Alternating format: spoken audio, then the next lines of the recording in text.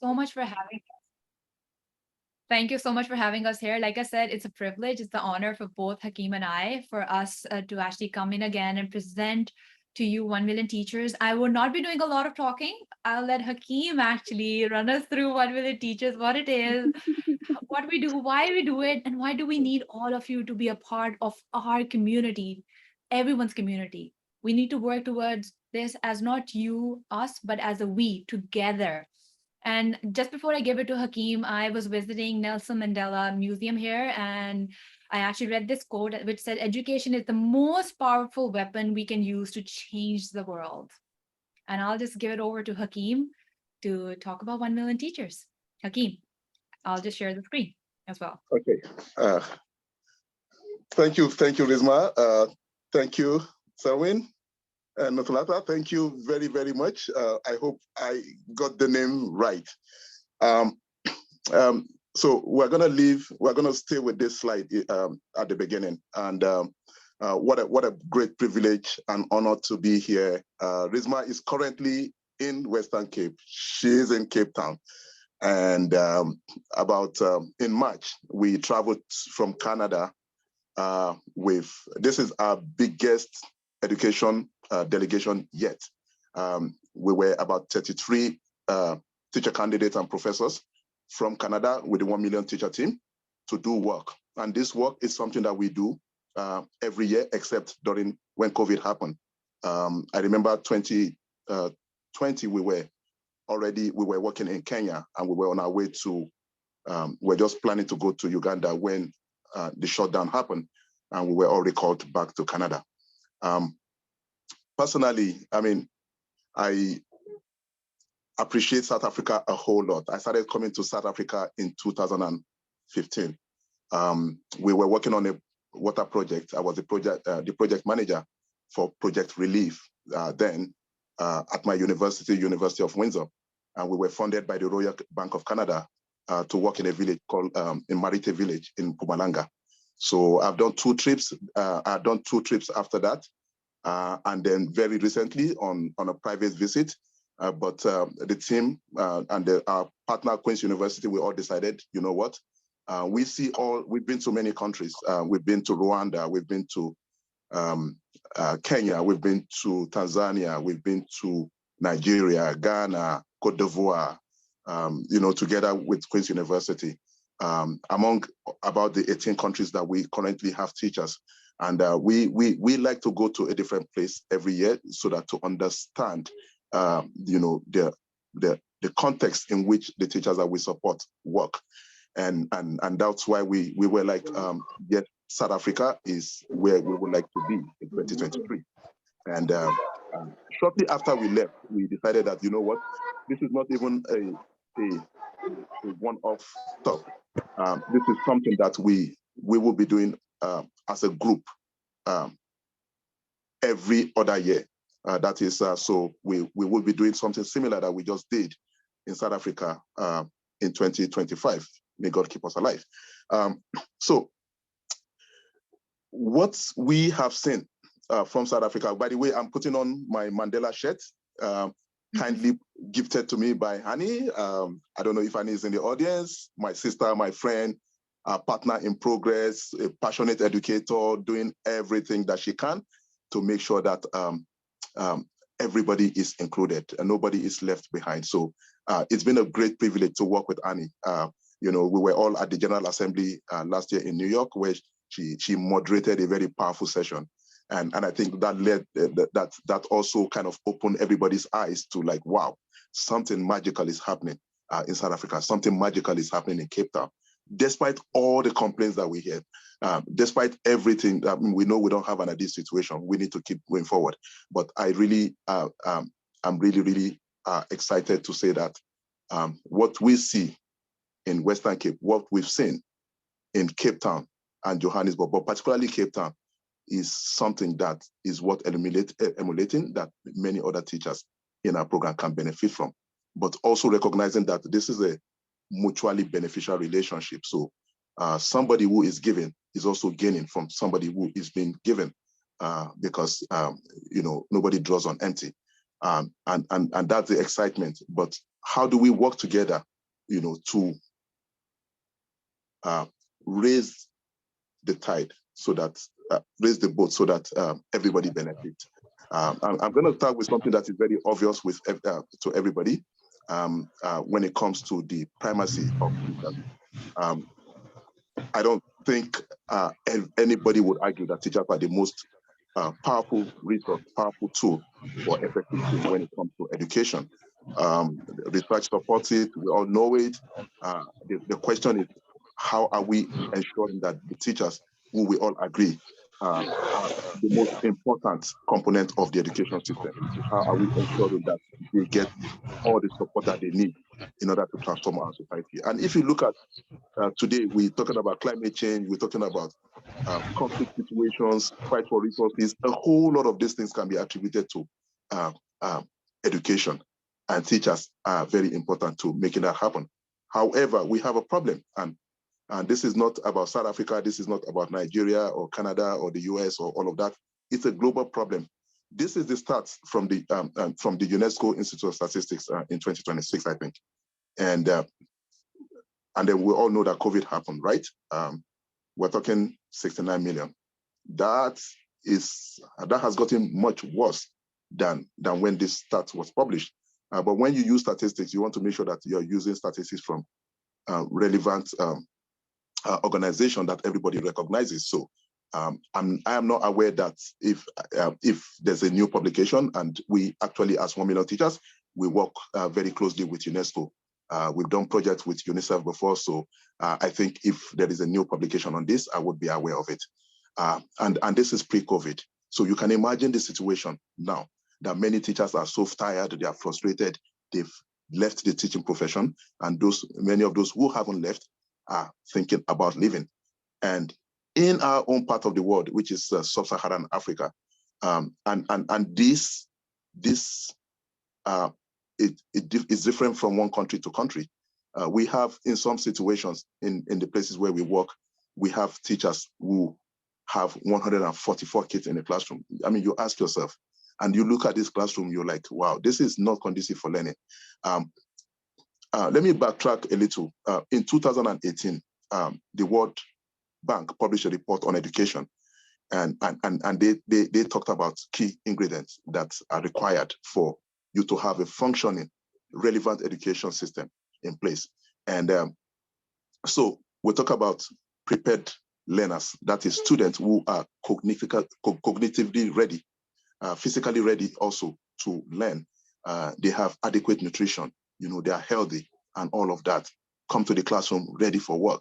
And we all know that's not the case in most parts of Africa. Today, we're talking about Sudan, where the war has gone on unabated, and despite all the best efforts of global leaders, the conflict is still going on. And we saw what happened in Libya, how it spread to other parts of Africa. We saw all of this effect with Boko Haram that led to several thousands of teachers being killed in northern Nigeria, and so many hundreds of thousands and millions of people being displaced. And we also know who are the most vulnerable: girls, women, all of that. So the situation is there. So that's for prepared learners. We talk about having, they talked about having school inputs. We're talking about computers in the classroom, blackboard, pens, books, textbooks, all of those kind of things. You understand? Adequate school building, well-ventilated learning environment. Another key component is school leadership. And Selma, Selwyn, I'm really happy that you talked about what the Citizens Leaders Lab had been doing with principals, now being opened up to teachers. And we see all of this, and I'm going to talk about that in a bit. So that's school input. Now, we talk about curriculum that is relevant to the needs of the community, the society. And more importantly, that beyond that curriculum, that policy, that government institution, the educational leadership they make, that is relevant, that it aligns so that we're not all working at cross purposes. And then finally, which is the most critical that they mentioned, is effective teaching. You understand? Because there is teaching in most situations, but there is no learning. Students are not learning. So what does effective teaching mean? And that is that at the end of the day, it is about teachers connecting students to their dream. about lighting that spark in fire so that these students know how to solve problems in the world. That is really, really what it's all about. And in order to do that, we need to focus on basic education, making sure that basic literacy, basic numeracy, life skills are things that these students get when they leave our classroom. So now, we in the earlier slide that Rizma showed us, we talked about the challenge with Sub-Saharan Africa, and we see this is the region that has the most population. This is the region, that has the fastest growing population, and this is the region that has the least resources, the ability to cope. So the situation is more dire. Not to say that we don't have similar situation in other parts of the world, but the region where we are focused as 1 million teachers, we have huge challenges. And in the earlier slides, when we're talking about 69 million, that, okay, we need to fill this by 2030, we also, this is about numbers, and we're talking about quantity. How about quality? You understand? So many teachers are in the classroom that can achieve basic numeracy, basic literacy at grade 4 level. That's how bad the situation is. And we work with teachers in many of these communities. So we know, we see, and it's, when you are in that arena, it can be really discouraging. It can be really, really sad. The question now is, what are we gonna do about it? You know, governments don't have enough resources to cope. Everybody seems to be overwhelmed. Yes, school systems across many countries have risen to the challenge. They try to build new school, buy new computers, do all of that. All kinds of initiatives have happened. But we say that there's a hill in which we're gonna die on, and that is focus on the most important lever among all of these components that I have described earlier. And in physics, we talk about leverage. Even in finance, we talk about leverage. Leverage means using less of your own resources to achieve more. And that's really what supporting teacher education, teacher development is all about. It has a huge multiplier effect. In fact, there is a statistics I saw somewhere about one single teacher in the course of their career impacting about 3,000 students. That's how powerful teachers are. We've seen situations where teachers and parents, where teachers are even have more influence than the kids, than their own parents. I mean, for my own daughter, I remember, you know, my wife will be arguing with my daughter. My daughter will be saying, oh, but my teacher said, and that's almost like that the teacher is the final arbiter. And we see that in so many situations where teachers are they have so much influence on the kids. So without urgent action, we're gonna have a worse situation, which has been exacerbated by the advent of COVID. And now we're just kind of getting out of it, hoping that we can run even faster to make up for the shortfall. And that's the challenge that 1 million teachers is all about. And Rizma, I think you already showed that slide, but maybe we should go back there again. Yeah, so this is our mandate and that we set for ourselves. How do we ensure that we help close this gap in the way that we know how to? And how do we ensure that we not only about closing the gap, but that even the teachers who are existing already, they have the qualification, they have the competence to be able to teach, you know? And then finally, we know that people who are dealing with all kinds of debilitating issues in their community, the last thing they want to be part of is for you to talk about come and do training, development work. They're not interested. How do we ensure that people show up at work, fired up, motivated, you know, all the time to say, you know what? Yes, maybe this wasn't the profession I chose for myself. Maybe this was the profession I chose for myself. But how do I continue to be fired up every day to come to the classroom to give my best? And there are many, many ways that we do that, which I will describe further. You know, part of which is what we're doing right here today as part of a professional learning community through Citizenship Lab. So that's the 1 million teacher triple mandate. And, you know, we ask ourselves at the beginning, you know, how do we organize this programming in a way that meets the needs of the teachers in the communities where we work? And I talk about Queen's University in Canada.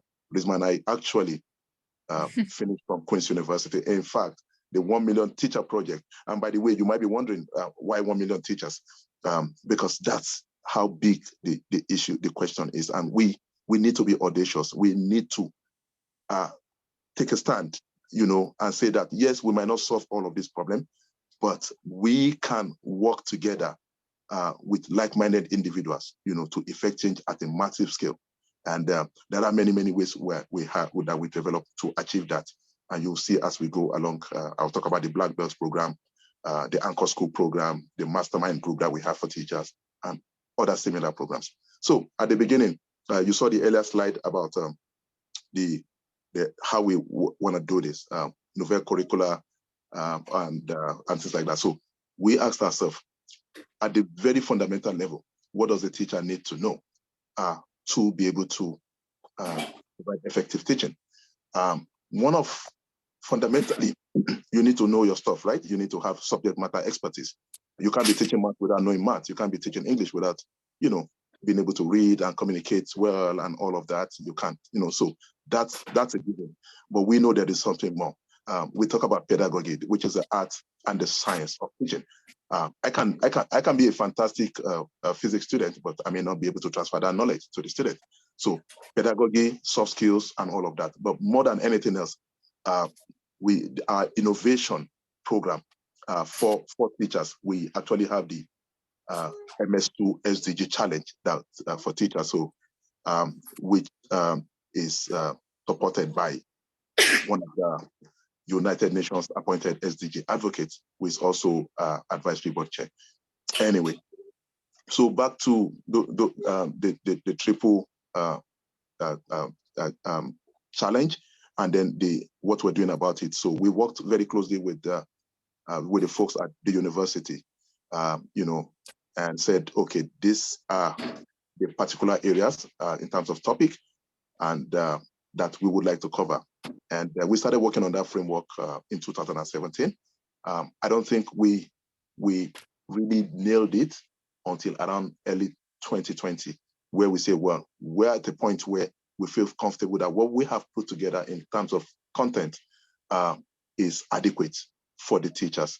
And then what they do when they get to a certain stage is to have that sense of awareness, the sense of efficacy to say that, you know what, based on what I already have, now I can make a difference in my community. So that's really what we've been doing. And today we have about 37,000 odd teachers in spread across 18 plus countries, some strange places that we didn't even have any intention to be in. But why is South Africa so important today? I said this earlier. In spite of all the challenges that we have everywhere in the world, including South Africa, we've seen how well ahead some other jurisdictions are, like Western Cape, and creating a community of practice of like-minded educators who are capable on an individual level, but making sure that they are in the same room with other capable educators so that they can share best practice, share knowledge, motivate themselves. There is a saying that if you haven't gone to somebody else's farm, you think your father's farm is the biggest. Exposing all of these teachers, from across the world, in a community where they excite themselves, and it's been magical what has happened up to date. Every Thursday we have a professional learning community of our Black Belt program, people who have become Black Belt in our program, where they interact with their colleagues. Different people come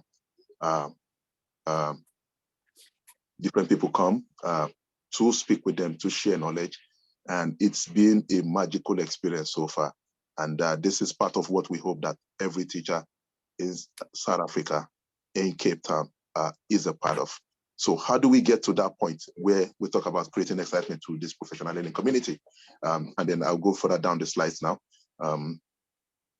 So this, what you're looking at on the screen is the progression. We've always asked ourselves, how do we create some kind of excitement? And gamification is a key part of education, more so for adult learners.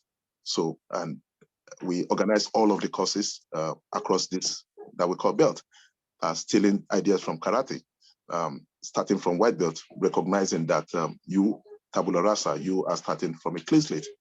We have teachers who have PhDs who come into this program. Some assume that, because I have a PhD in education or I have a master's in education, well, we say no, like this is the starting point for everybody regardless, so that not only are we on the same page, but making sure that we've worked very hard to ensure that the curriculum, what we're presenting to the teachers, are relevant to their needs. And incidentally, a lot of what is within this content are things that the teachers have. We have co-created with the teachers, the Black Belts themselves. We have co-created with Queen's University. We have taken a lot of feedback every day. Our philosophy is a living through philosophy that every day was seeing relevance. I remember one time we didn't have any module on emotional intelligence, and the teacher said, well, this is a big issue. We need to deal with this. And it became something that we had to put at the front of the burner so that we can quickly get it up. So based on this interaction, we're always reevaluating. We're always asking ourselves what is relevant based on the needs of the teachers in their various communities. Some of the courses are not even within the core of the program, which is the Black Belt program, because sometimes we don't want to disrupt the flow, but we have them uploaded that anybody could access. So they start from white belt, yellow, and all of that. And within each belt, there are courses organized, three courses on the average, 4 courses sometimes, but until they get to gray and then they get to black belt. But that's really where it gets very interesting, because all the professional learning community that I talked about is designed specifically for these speakers who have made the most of the opportunity that has been provided, which is entirely online, which is the Black Belt program. And then, in the next slide, we'll see what happens after they become Black Belt. So it's really about providing. I think we may need to mute somebody. There's so much noise in the background. Yeah, I'm trying to mute that person. Sorry. Could I just ask, there's someone who is... Okay, I'm going to mute that person now. All right, go for it. Thanks. Okay. You can continue. Thank you. So what happens? Initially, you're focused on, as a teacher in the platform, you're focused on getting knowledge, doing the courses and all of that. But we know it's way beyond that. And if you look at when we said attracting new teachers, making sure that they have their training, that the knowledge that they need to do a good job. That's really what it's all about at the first phase of the program. But ultimately, what we're striving towards is empowerment. How do teachers feel empowered? And all the various programs like you see here, there are many teachers that are involved in research work with us. There are many that are doing community impact projects. In fact, all the celebratory events that most people see about 1 million teachers in various communities are organized by the teachers in their own community. Yes, we support. Yes, we provided, including financial resources to make it happen. But the bulk of it, in fact, we have donors, supporters within each community who have taken this and are running with it. I remember in Kano, Nigeria, Dr. Hadiza, who owned the biggest school, when she was hosting the Black Belt, she said, well, during our graduation, we're going to hire the biggest events place in Kano, in northern Nigeria. Ridiculously expensive place to have. And then not only, typically we would have graduation events for Black Belts alone. But she said, no, we're going to invite as many teachers as possible that the hall can accommodate. And she paid for everything. So there are all kinds of things happening within the community. And all of these are made possible by the teachers and whichever stakeholders that they find that are really, really interested in supporting education, particularly through teacher development. So all of this is about the journey to empowerment. Queen's University and us are working on all kinds of pathways. We're looking at specialization pathways for teachers, like teachers who are focused on STEM, math, special education, like autism spectrum, and all kinds of things like that. And guess what? This is lifelong. We are with these teachers for life. So there is nothing like, oh, I have graduated, or then I don't have access to the portal. You have access to the portal for life. That is our commitment, so that we know you need to learn and relearn. You need to go back from time to time. Sometimes you may just, as a teacher, you may just want to do a training within your local community. You are able to go back and say, oh, there is material that I learned from this platform. Let me go back, and do a revision. In fact, we see teachers taking this content. There is a self-organizing group in Northern Nigeria again, that they organize themselves. They even have association, president, secretary, treasurer and whatnot. They go from school, a school is hosting every month, and they take a topic from their learning, and it becomes something that they take a deep dive in. So there's all kinds of very interesting stuff. But the most important thing is that they are self-organizing and they feel empowered to do. And in the next slide, you will see what empowerment looks like. And I think this is something that every teacher can relate with, or anybody who is looking at this, whether I'm a teacher or not.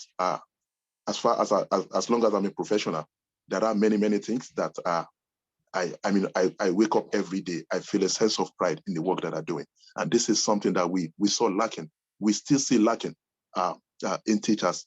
We see teachers, even within family setting. We had a graduation event recently where the parents were telling the kids, that, oh, you're taking this thing serious. We didn't think that you'll be so serious about it. Why do you want to be a teacher?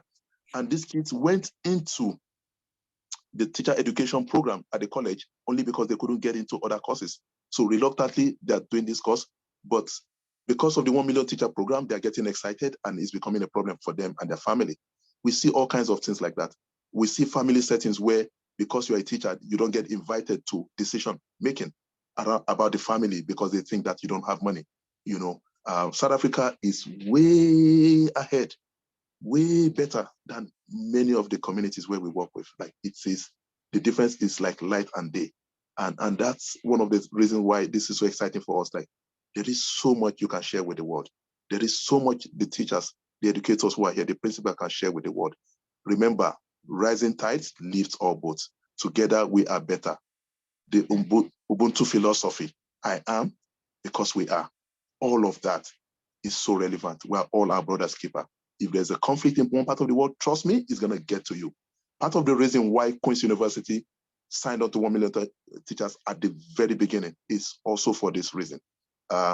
We just got a report that they're the number 3 globally when it comes to sustainable development goal, and number 1 in Canada when it comes to sustainable development goal. When an academic institution sees themselves as relevant in the world, it's not an ivory tower that is doing research alone, but what is the point of all the education you're providing? What is the point of all the research if it's not making effective, if it's not making a difference in the world? And this is a mandate, this is a challenge that I'm throwing to our South African teachers. Look out for your other brothers from other parts of the world. And I'm not just talking about Africa. There are many areas across the world, particularly in Asia, Southeast Asia, that are doing this. So let's be part of this global community. And what 1 million teachers is doing, it's a movement already.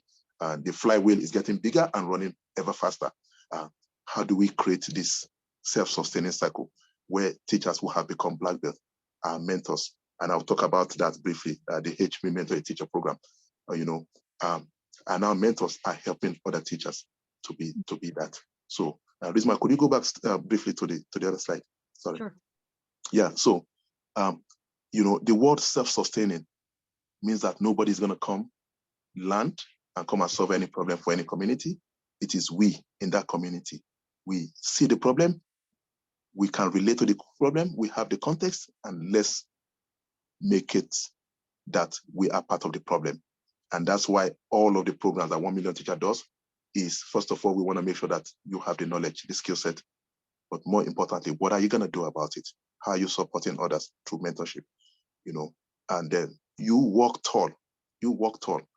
When you take ownership, you in your work, and anybody who sees you will respect you as a professional. So, Rizma, thank you.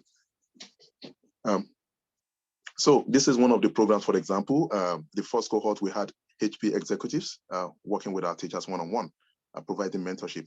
As a result of this need, we found out that, we needed to develop a course on mentorship for teachers specifically. And then eventually we opened it up to any other person who might be interested in the mentorship program. Just recognizing that mentorship itself is a two-way street. You have the mentor and then you have the mentee. But in every part of the relationship, both of them are learning. In fact, we've seen many situations where the mentees actually provide more value than the mentors. So how are teachers showing up? How are they helping to mentor other teachers who are coming up. We have a few teachers from South Africa, so a few HP leaders in South Africa who are part of this program, and they continue to support teachers. And they are desperate. They are desperate to have teachers from South Africa, so that can be part of that can be their mentees. I mean, they work with teachers across many countries, but I know the feeling of pride they will feel even more when they see that there are many teachers from South Africa who are part of the HP Mentor a Teacher program. I'm sure they'll be very happy to see that we're having this session today. So that's for the HP Mentor a Teacher program. Yeah. And yeah, so a lot of the work we do is around advocacy. So this is part of the innovation program. We challenge teachers. What are the gaps you see? How are you showing up? And we support. I think we're on our third cohort. Application for the third cohort just started, and they get as much as $10,000 each to solve problems in their own classrooms, in their own community. So it's really, really exciting. So this is one of the teachers who we invited to the United Nations. We were invited by the UN to speak about what we're doing, grassroots-led, because it's always about self-help, about grassroots-led. What are we doing in those communities? So it's really, really exciting to see the very many novel approaches that teachers are using to effect change in their community, to support their kids. And like I said earlier, Annie moderated this particular session, and it was just amazing. So we South Africans, we should be really, really proud that we had a powerful representative from Cape Town. In fact, Ladenka, I just came back from Nigeria to Canada again for an event which we call the EdVest Catalyst event. And we had a powerful speaker that we invited from Cape Town again. Ladenka, she's a director, I think, in the Ministry of Education in Cape Town. So this is the kind of community that we hope to continue to create to make sure that we are supporting one another. This one, if you could go. So yeah, so I mean, most of what you'll see next is really about the various approaches in places where we work. So this is 2018, for example, in Ghana. The next slide you'll see Cote d'Ivoire. Okay, this is actually the United Kingdom, not Cote d'Ivoire. This is the Queen's campus. So we have teacher candidates who operate from the campus in the UK. It's in a very gorgeous castle, 600-year-old castle, massive land. So we do work there. My next trip is in February next year to work with the teachers in that facility. Yeah, and then I think this might just shared Tanzania, I think. Yeah, so this is Rwanda. This is Rwanda, and then Tanzania. This is in Tanzania, we're working with our partner, University Aga Khan University. This was Kenya, and this is the last outbreak we had before South Africa. So this was in 2020. COVID happened. We had to pack up and return to Canada. So and then before this year that we had the one in South Africa. We do work with various organizations. Obviously, this is this is a project we ran with the United States government in Western Nigeria, using arts education to help kids develop the forces: critical thinking, collaboration, communication, and creativity. So, I mean, all kinds of programs with governments, including the Global Partnership for Education and UNICEF. Yeah. And, so this is part of the UNICEF project we run, and of course we work with. I mean, the SDG 17 talks about partnership for development. There's a reason why we focus a lot on partnerships, because no one entity has the resources, nor the time, nor the capacity to do this alone. Education is a wicked problem. Teacher development is a wicked problem. And I gave COVID as an example earlier, how this has really impacted teachers negatively to the extent that many teachers are leaving the industry. So how do we work together as a collaborative, working with private institutions? Like in this picture that you see is with a bank in Nigeria that's provided scholarship for several teachers that we work with. So how do we find more partners like this? How do we get Vodacom, for example, in South Africa on board to say that, okay, teachers are going to use their data to do the online component. Can we have 0 ratings such that it doesn't, they don't get charged for data? All of these kind of things. So recognizing that nobody can do it alone. And for us, we constantly tell ourselves we need to always encourage everybody. Let them check their egos at the door. This is a problem that whether you pay attention or not, it's going to come back to affect you in one way or the other. So it's enlightening self-interest, and we have a responsibility to find people from various places across the world to work together to make sure that we have a society that is highly educated, but not just only highly educated, we know the benefits of it.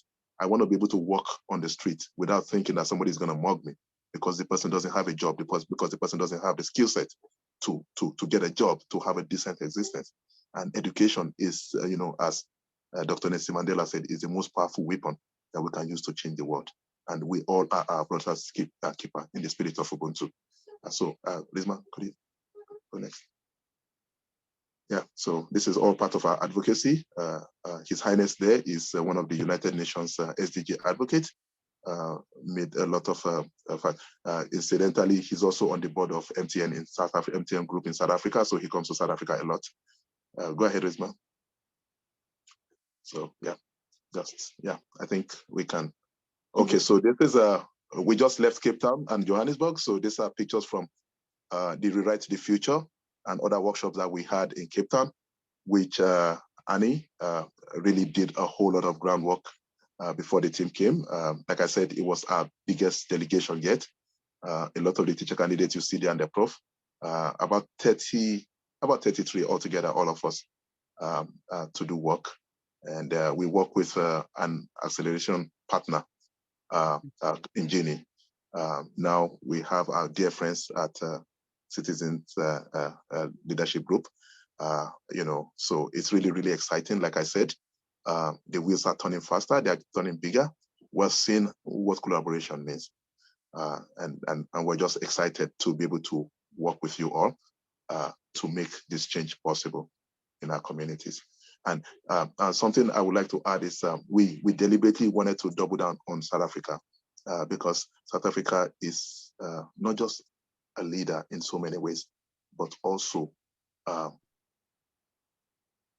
it is an anchor for Southern Africa. We have many smaller countries other than South Africa, from Zimbabwe to Lesotho to Zambia, even Malawi, and all of these countries look up to South Africa for leadership. African countries look up to South Africa for leadership.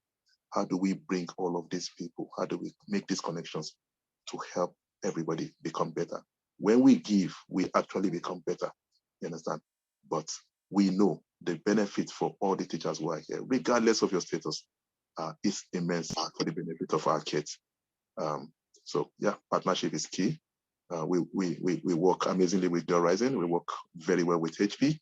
I would say that we're married at the hips. We're joined at the hips with this organization, along with Queen's University. It's a deep, deep relationship.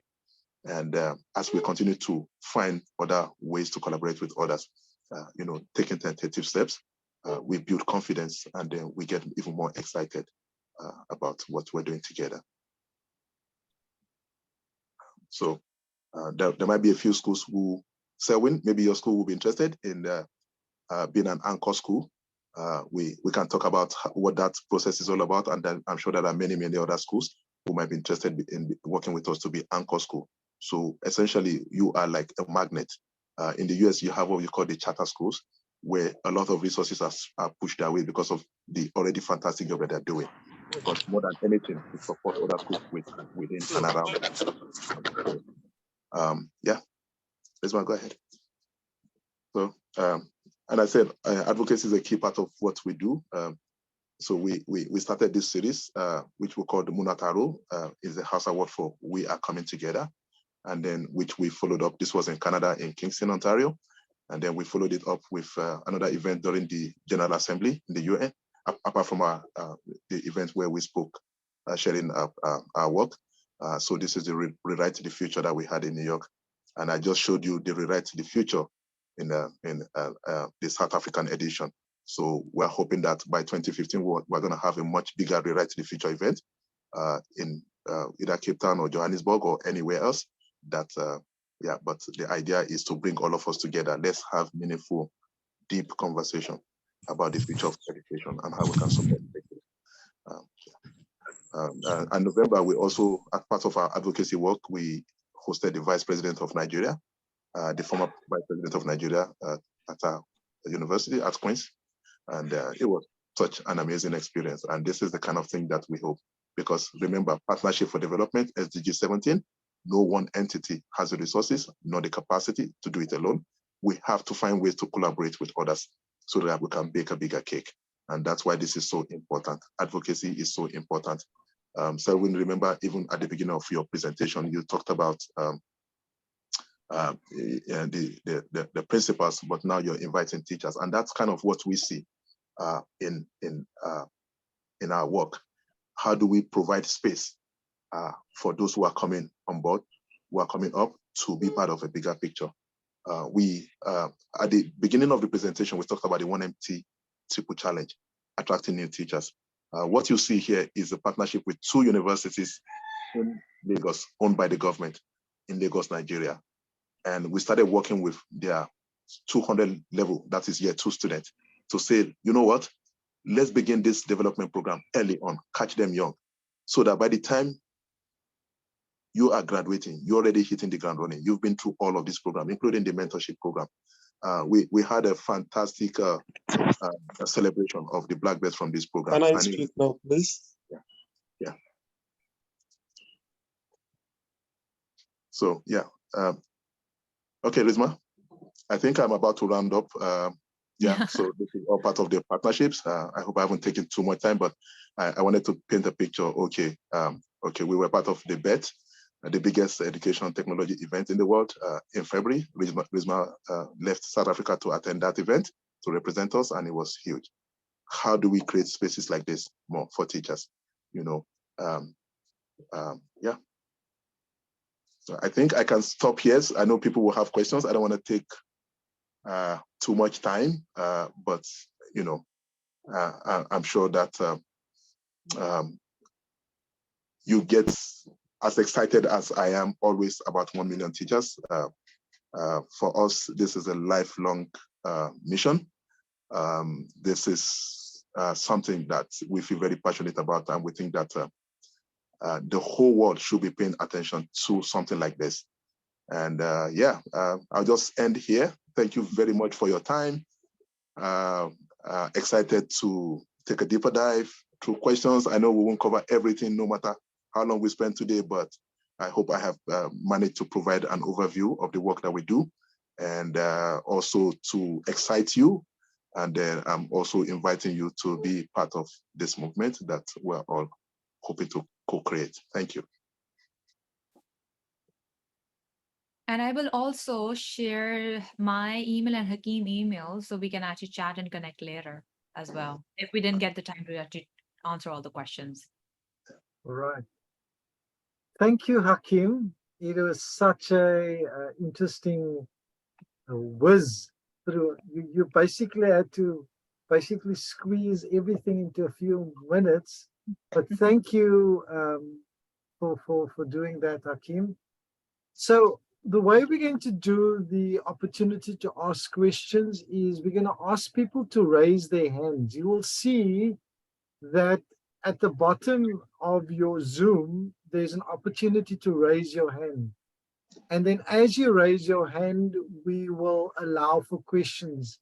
There are 2 hands raised already. And the first person is Tay Ali. And Tay, I'm going to also ask, there's a protocol that we're going to follow. So you can ask your question and then mute yourself and then listen to the response. We're not going to allow you to ask more than 1 question because we want to give as many people an opportunity to ask questions. All right, we are 186 people online, so we're going to try and keep it as crisp as possible. And then also please direct your question either to Hakeem or Rizma directly, or they can choose who will answer it. All right, so we'll start with Tay Ali.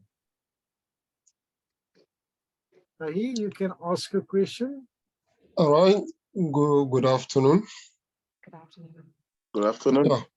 Good Yeah. afternoon. So I'm directing my question to Hakeem. Okay. So I was at Adverse Catalyst a few days ago. I saw some of the 1 million teachers project, and I am a passionate teacher in the private school industry. And we have this a group of private school teachers that we've been bringing together to ensure that we get them trained and retrained and engage some private school owner in terms of welfare improvement of the private school teacher, because it doesn't matter how many training you give to a teacher that is poorly remunerated, it's not going to go a long way. So we've been engaging with some school owners association, meeting with some government officials, and I want to request for a collaboration with you to see how we can bring the large number of people we have into the 1 million teachers organization for them to also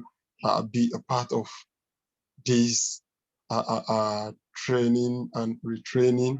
And probably because I'm looking at, we in Nigeria here engaging the government in make sure that government recognizes the 1 million teachers program and acknowledge the certificate issued at the end of the training in the 1 million teachers organization. So it is a dream that I have, and I hope our collaboration will be fruitful. I stay here in Lagos, Nigeria, and that is why I was able to attend the Adverse Catalyst program, but I couldn't have a physical communication with you, Hakeem, until I left that very day. So I will really want to hear your own view on this. Um, Ali, thank you so much. You're preaching to the choir, essentially. Rizma has shared our contacts. Please, let's talk.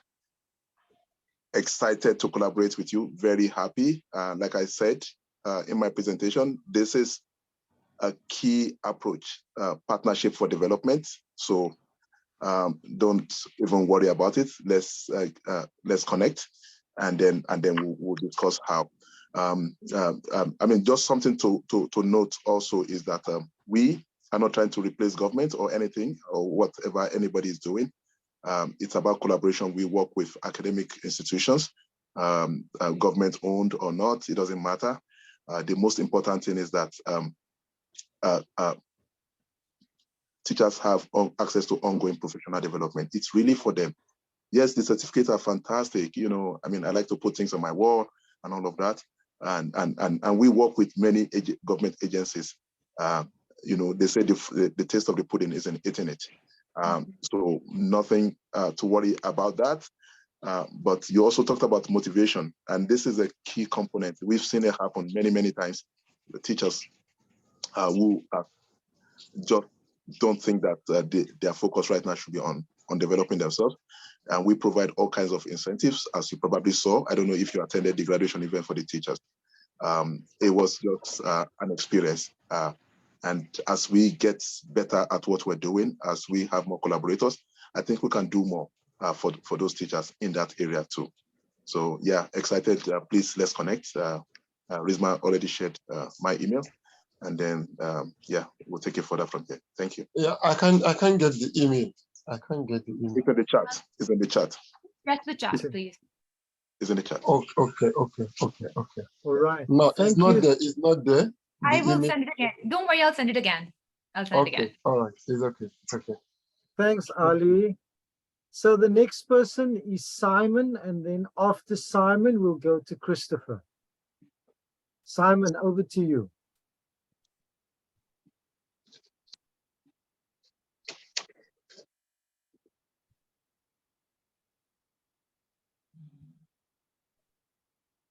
Simon, you can go ahead and speak. Your hand is up. Okay, so Simon doesn't want to talk. We'll come back to Simon. Chris, over to you. Thank you, Selwyn. Hi, Azim, Rizma. Thank you for sharing.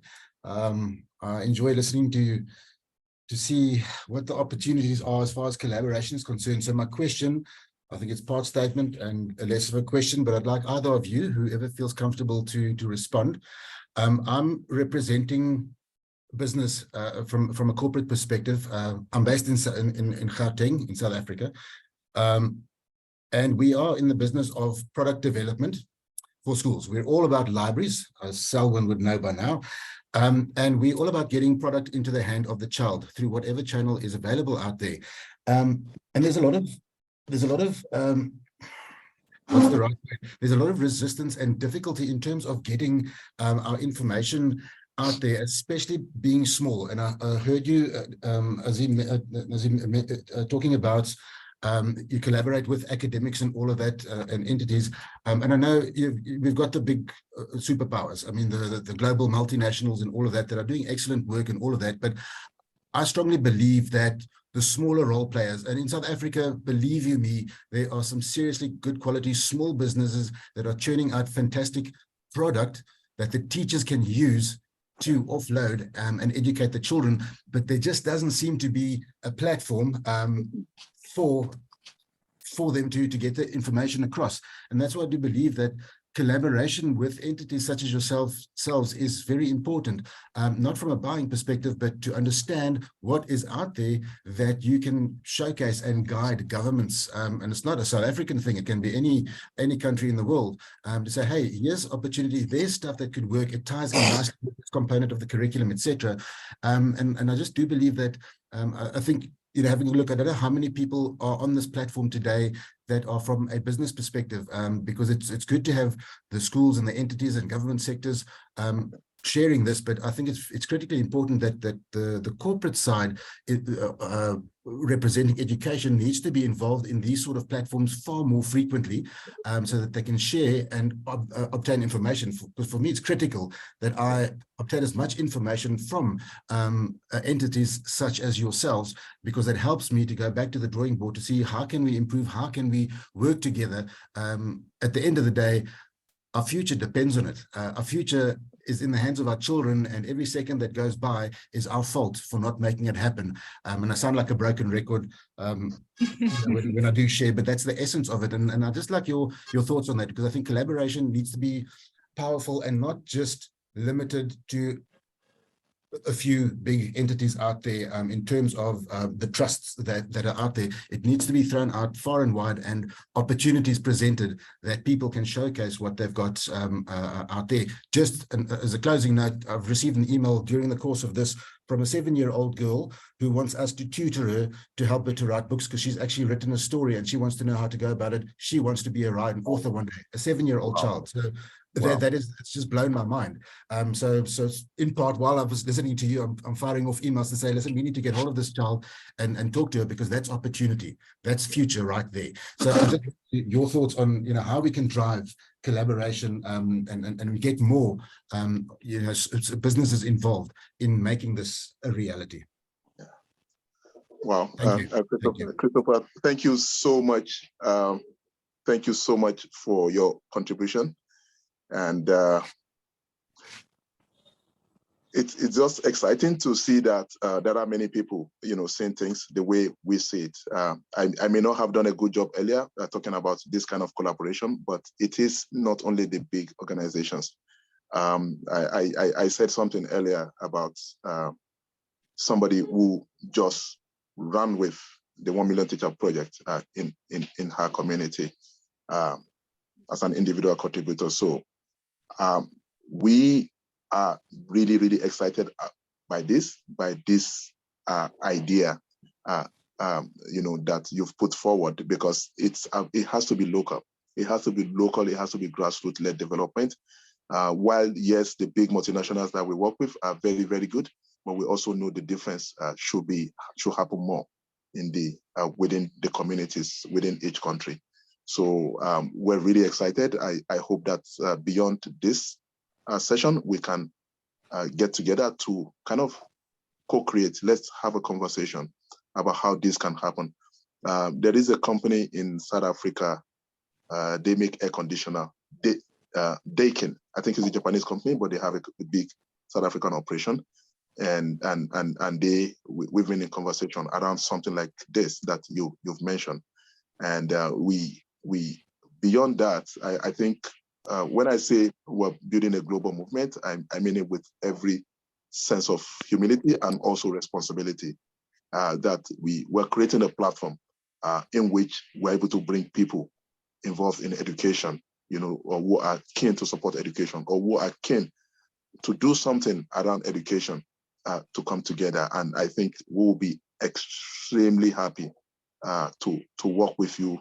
Then maybe we'll gain better insights into how best we can work together with similar organizations to make sure that the tools that students and teachers or any other educator for that matter that they need get to them. And I think that that distribution, that pipeline that we're creating can be very relevant. To the 7-year-old, we actually have an innovation, one of our innovation program. We have some teachers who are in that we've funded significantly. For example, in Malawi, Jane Chikapa's project is about getting kids to publish their book. And most of these kids are within this age range that you just mentioned, 7-year-old. I think it would be nice to connect Jane and our team. I mean, we can talk about this, how to best tap into that ecosystem. So we're part of several ecosystems. And I don't think Jane is the only one. We have so many projects along that line, but she has probably significant experience with helping kids to publish their books. I think when we get to talk, I can share some of her work with you if you're on WhatsApp, just to see how far. They just sent me something that they did again, that they're going to launch in a very big way. Incidentally, Jane, who is a black belt, who is also in our innovation program, has gotten to the point where she's been elevated so many times that last year, even when she was going to, when the Malawi was going to participate at the Education Summit, you know, she was honored to be part of that conversation, you know, and that's leadership, and that's how people step beyond, up beyond their classroom. So Christopher, you're preaching to the choir. I always say this when I make like-minded people, even from the time you started talking, I knew that this is something that we're already doing. I may not have talked about it because of time constraint, but yes, please, let's get together to make this happen. And just to add to what Hakeem said, I could feel the passion in your voice as well, that you really do want to work towards it. So I would say you are welcome on board. We can definitely actually look for partnerships, collaborations, and I'm sure there are many others that we can actually talk about. And like I always say, and Hakeem is saying, it's a global community. So there are different opportunities that we can always work together on to actually work towards the enhancement of teachers, of students. So there are different opportunities that are out there. So let's get connected and we'll talk about it. Thank you very much to both of you for your time. I'll drop you an email directly after this. Thank you and have a good day further. Thank you. Thank you. All right, we have another hand up. The name is Prince Patrick. Prince Patrick Osadebe. Prince? Good afternoon. Good afternoon. Good afternoon, Patrick. Prince? Afternoon. Good afternoon, Mr. Hakeem, Mrs. Rizma. In fact, I'm delighted seeing you for the first time. And I will say it's indeed a great honor to be part of 1 million teachers. In fact, I've learned a lot, and I must say, it's really a blessing to me being part of this program. But let me not waste much of your time. Let me go straight to what I want to ask. Now, I'm in the north here, north of Nigeria here, precisely in Kano, where we have an ongoing program. Yes, we teachers, we are trying to see how to build ourselves. But I want to ask, so far, 1 million teachers has been looking at teachers. because one of my students walked up to me the other day and was like, come, 1 million teachers, can't they look at also the students themselves? Can they look at ways of building students? Can they look at way of equipping students? We are talking about technology, we're talking about different aspects. And the question really touched me because I could see fire in her eyes to really grow. And I was really dumbfounded. I didn't know what to, and I must say, this is a welcome opportunity to through this question. And also, how can one, at least I've heard of the collaborative effort that is ongoing, 1 Million Teacher and other agencies. So that has answered one of my questions that I sent on the question and answer platform. But the aspect now I'm asking, is there a way 1 million teachers can also now begin to reach out to the students? Because there are some students that they are not looking just to grow from what they learn in the classroom. They are looking for avenues to grow. And honestly, I, for one, I'm just running my, although I have my degree, but I'm running my NC program. And I make bold to say that through 1 million teachers, I go to exams, I go to tests, and most of the questions look as if I have done all those things before, because through 1 million teachers, I have learned a lot. So I want to know, is there an avenue that 1 million teachers can also reach out to students, let them also undergo their own training and learning, and also build themselves? Thank you. Wow. Thank you, Prince. Yes. Incidentally, somebody spoke about you. I didn't I haven't connected with you in person, but somebody spoke about you when we were at the Catalyst event. And let me tell you what the person said, that there's this teacher that I'm hoping to steal. And I'll leave it at that. That's how well you were regarded. So I'm glad that you are at this session. I had no clue, but thank you for your question. You know, in life, you choose your battles. We said teacher development is the hill in which we're going to die on. So that's our singular focus. No distractions whatsoever. We know when the teachers are empowered enough, I think they can support as many kids as possible. But this is where we want to channel, in fact, not just teachers generally, but the black belts. You know, this is where we want to channel our energy. However, after our event at the United Nations last year, conversations started happening with UNESCO.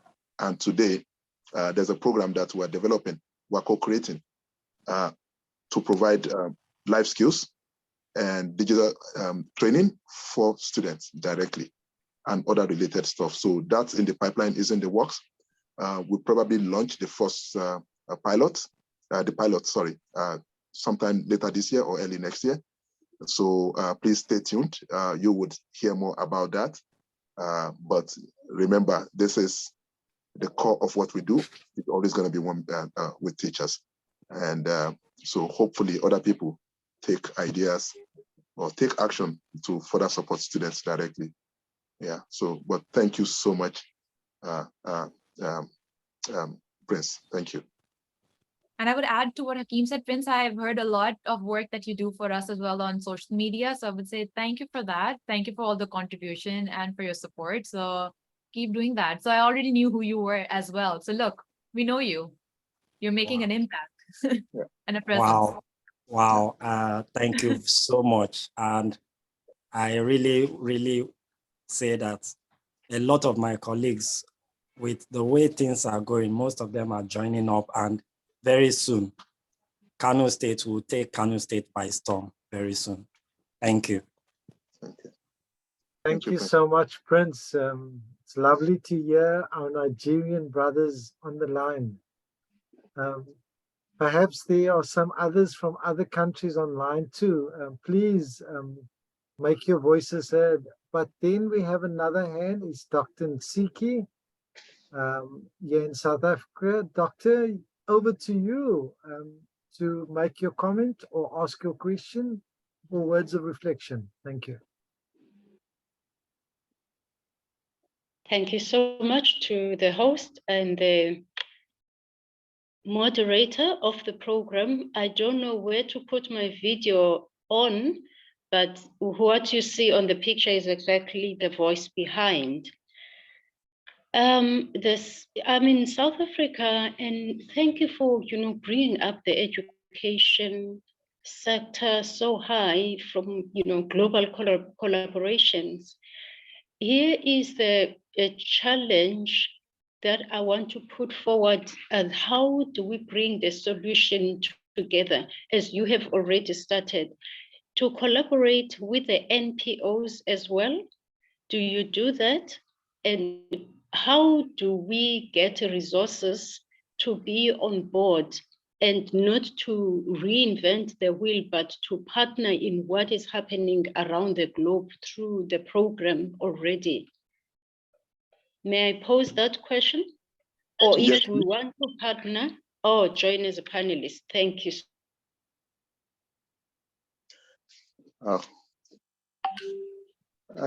Dr. I hope I'm correct, Dr. Nkoko. I hope that's the correct name. Thank you for your contribution. We are not asking any teacher to, at least not for now. We find ways to support, provide opportunities to as many teachers as we can within the limits of the resources that we have mobilized so far. If that tap closes, we will figure out something, but we never rest. We're always looking for various ways. But for us, as far as providing this opportunity to teachers in South Africa is concerned, there is no cost to the teachers. We seek collaboration. We seek to work with similar organizations so that we can accelerate this, so that we can onboard more, and so that we can provide even more incentives to the teachers. So aside from that, we really are not asking for anything. We know how challenging it is. It's been for teachers from a financial resources perspective. And that's why we always challenge a corporate institution to say, you know what, this is your problem as it is for the problem of all of society. And you are helping yourself by getting behind something like this so that we can provide more support for teachers. So just imagine we've been able to have very fantastic events where teachers are treated like royalty. And I think it makes a whole lot of difference. So, and we're excited. Our doors are opened. Our partnership for development is a key approach to how we work. And the more locally based, the better, because yes, there is a word we even use internally called globalization. Global, but local at the same time. So how do we work together collaboratively? We're always open to this kind of conversation.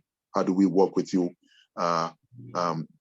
Sometimes the resources that most of us even think about may not even be in cash or whatever. Maybe somebody has a fantastic venue, then we don't have to pay for venue to have event. Maybe somebody sells food, then maybe, you understand that there's so many things. A telecoms provider, for example, was saying, hey, you're selling data. Let it not be a cost to those teachers so that every time they access our platform. So there are many ways to put it together. And we are excited. Thank you so much for your contribution. Thanks for asking that question, for showing up even. And I hope that we can take this conversation beyond this session. And Rizma is currently in Cape Town. Yeah, she's in Cape Town as we speak. And she's not back in Canada until 17th. We have a, I would love to meet. I will share my number with you as well. We can actually meet. Please. I'll do that. Absolutely. Yeah. I'm in the Eastern Cape right now, but I operate between Eastern Cape and Johannesburg. And the real need is more where I am right now, and to do things online and to support the teachers as well.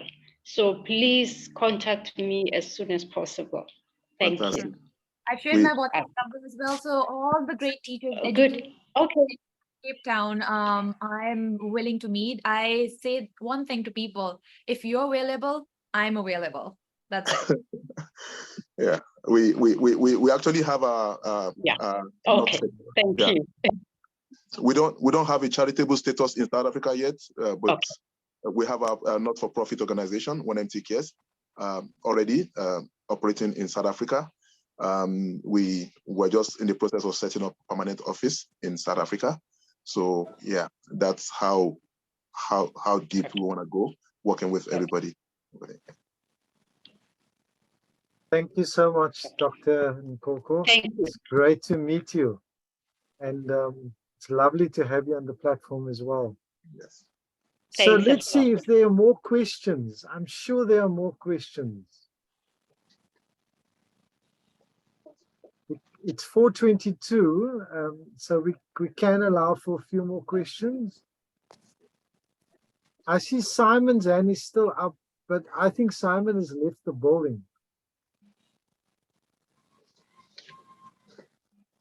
Okay, let's just check. Let me check again if there's more hands up.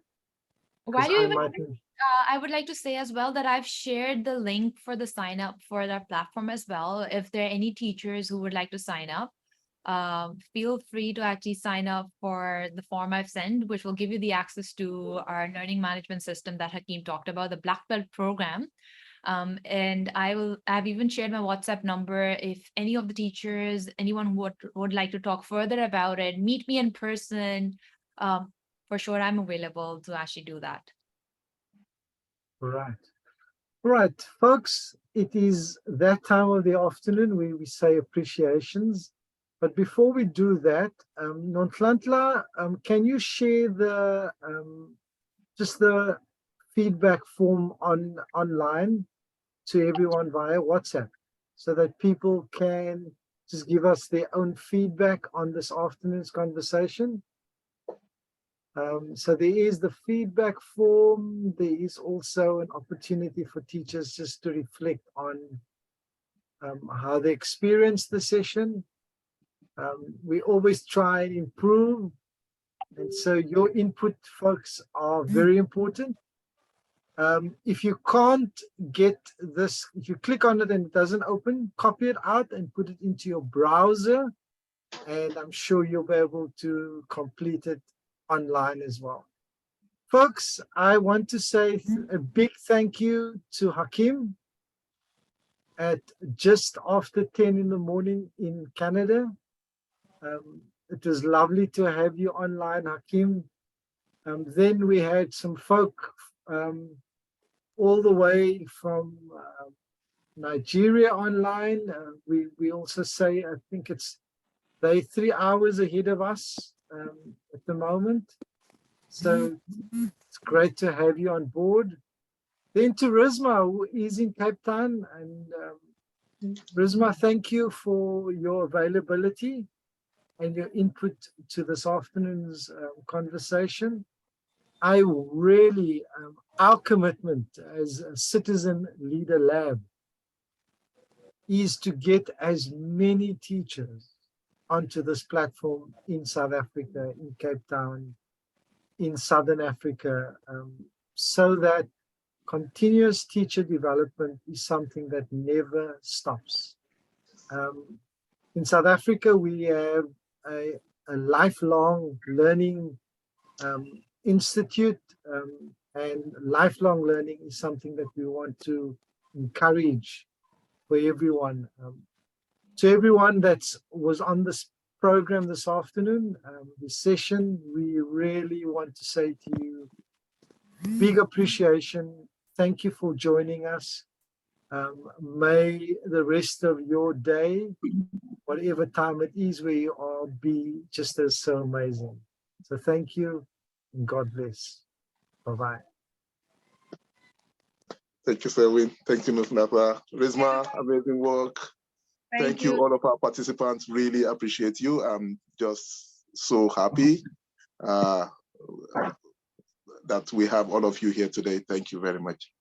Thank you so much, everybody, for showing up. Means a lot to both of us. Thank you. Thank you. Thank you, guys. Bye. Thanks so much.